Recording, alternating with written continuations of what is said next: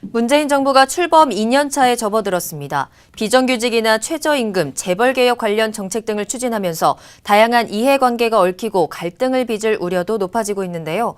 정부가 노사관계뿐만 아니라 비정규직과 중소상공인 간의 갈등을 풀어가기 위한 새로운 사회적 대화기구를 만들겠다고 밝혔습니다. 박혜미 기자와 함께 이야기 나눠보겠습니다.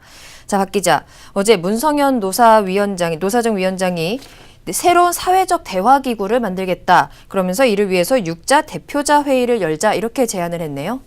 네, 문성현 위원장이 제안한 대표자 회의는 말씀하신 대로 새로운 사회적 대화기구를 논의하기 위한 협의체를 말합니다. 네. 한국노총과 민주노총, 양대노총과 경총, 대한상의 등 경제단체, 고용노동부와 노사정위원장 이렇게 6개 단체가 한자리에 모여서 이 새로운 사회적 대화기구의 명칭부터 구성, 운영 방식과 논의 의제까지 모든 것을 결정하자는 겁니다.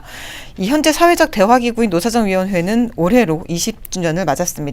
하지만 1999년 민주노총이 불참하면서 사실상 제 역할을 하지 못했고 2016년 1월에는 한국노총까지 불참하면서 멈춰 있었습니다. 굉장히 오랫동안 이 대화가 이루어지지 않고 있었는데 이번 제안으로 이 사회적 대화가 다시 정상화가 될 수 있을지가 궁금하거든요. 사실 문 위원장은 이제 사실 모든 걸 다 맡기겠다 이렇게 손을 내민 상황 아닌가요? 네, 그렇습니다. 그동안 민주노총은 사회적 대화에는 참여하겠다 하지만 노사정위원회에는 참여하지 않겠다는 입장을 계속 고수해 왔습니다. 네. 그래서 문 위원장은 이번에 기존의 노사정위원회가 아니라 새로운 사회적 대화기구를 만들겠다고 나선 겁니다.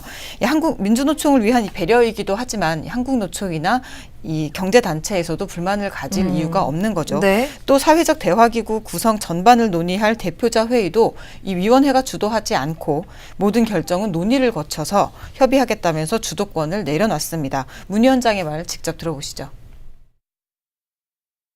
어떤 전제가 있는 건 하지 않고 상호 논의한 중에서 여러 가지 의제들이 상호 교환되면서 이야기될 수 있을 것이다. 하지만 모든 의제를 노사 간 의견을 들어서 하겠다. 충분히 고려될 수 있는 그런 사항이다. 이제 중소기업도 그렇고 비정규직도 그렇고 그렇게. 그렇다면 이번 대표자 회의 제안을 통해서 노동계나 재계의 반응도 어떤지 좀 궁금합니다. 네, 어제 문 위원장은 오는 24일 대표자 회의를 열자고 제안을 했는데요. 네. 우선 한국노총과 경총, 대한상의는 참석 의사를 밝혔습니다. 민주노총은 내부적으로 논의할 시간이 부족하다는 이유로 24일 회의에는 불참하겠다고 밝혔습니다.